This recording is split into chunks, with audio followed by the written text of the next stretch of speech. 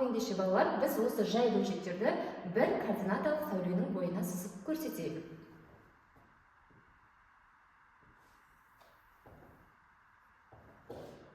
0, 1, 2, бізде жай бөлшектер үнемі 0 мен 1-дің арасында тұрады, себебі оның бүтін бөлігі жоқ.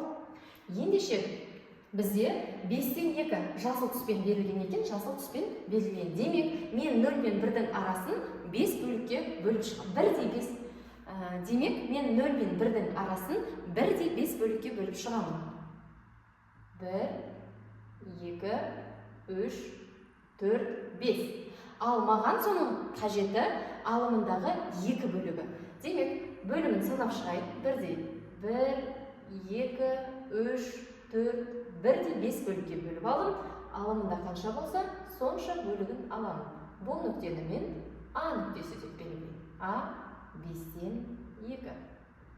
Ендеше қызылмен берілген 7-де 3 нүктесін тауып алайын. Демек, мен осы координаталық сәуледе 0 мен 1-дің арасын 1/7 бөлікке бөлемін.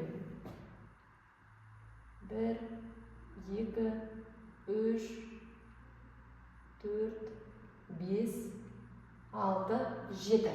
Ендеше санап көрейік. 1, 2, 3, 4, 5, 6, 7 бөлікке бөлдім. Алмаған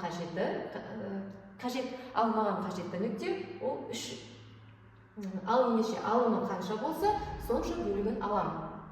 1, 2, 3 бөлігі.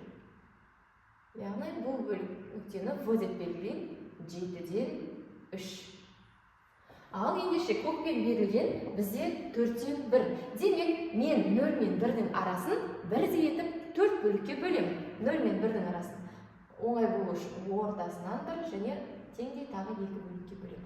Сонда менде 4 бөлікке бөлінді. 1, 2, 3, 4. Оның бірінші бөлігі қажет маған. 1. Демек, бұл С нүктесі болсын 4-тен 1. Ендеше барлығының координаталарын жазып шығайын. А нүктесінің координатасы 5-тен 2.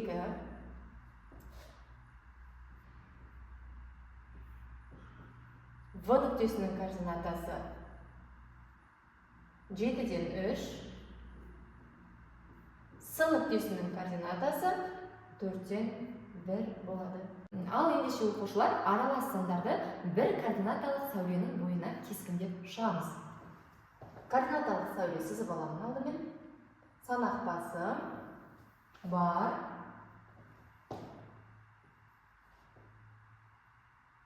Бірлік кесінділерге белгіленген.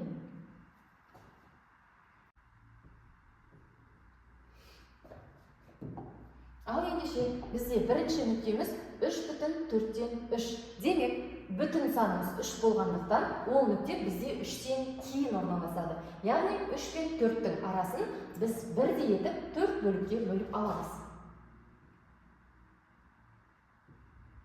1, 2, 3, 4. Ал енді алымы қанша болса, сонша бөлігін аламыз. Алымы бізде 3, сондықтан 1, 2, 3 бөлігін алып нүктемізді қоямыз. А нүктесі деп белгілеп қояйық. Бұл 3/4-тен 3. Бізде екінші аралас санымыз 1/5-тен 2. Демек, ол 1-ден кейін орналасады. 1 мен 2-нің арасын 1/5 бөлікке бөліп шығамыз. 1, 2, 3, 4, 5. Санап шығамыз. 1 қадам, 2 қадам, 3 қадам, 4, 5 қадам жасадық. Ал бізде алымы қанша болса, сонша бөлігі қажет. 1, 2 бөлігі қажет. Бұл нүктені мен В нүктесі деп белгілеймін. 1/5-тен 2. Келесі, бізде келесі санымыз 2/6-дан 5. Демек, бүтіні 2, ол 2-ден кейін орналасады нүктеміз. 2 бүтін болғандықтан 2 мен 3-тің арасын 1/6 бөлікке бөліп шығамын. 2-ге бөліп алдым және өзара тағы да 3 бөлікке бөлемін. Сонда 1/6 бөлік. Ал санап көрейік. 1, 2, 3, 4, 5, 6 қадам. Енді маған керегі алымы қанша болса, сонша қадам жасап бөлігімді аламын. 1, 2, 3, 4, 5.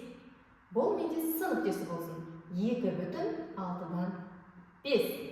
Ең соңғы келесі нүктеміз бізде 2,2-ден 1. Демек, бұл да 2-ден кейін орналасады. Бүтін санымыз 2, сондықтан 2-ден кейін орналасады. 2-ден кейін, яғни 2 мен 3-тің ортасында орналасады.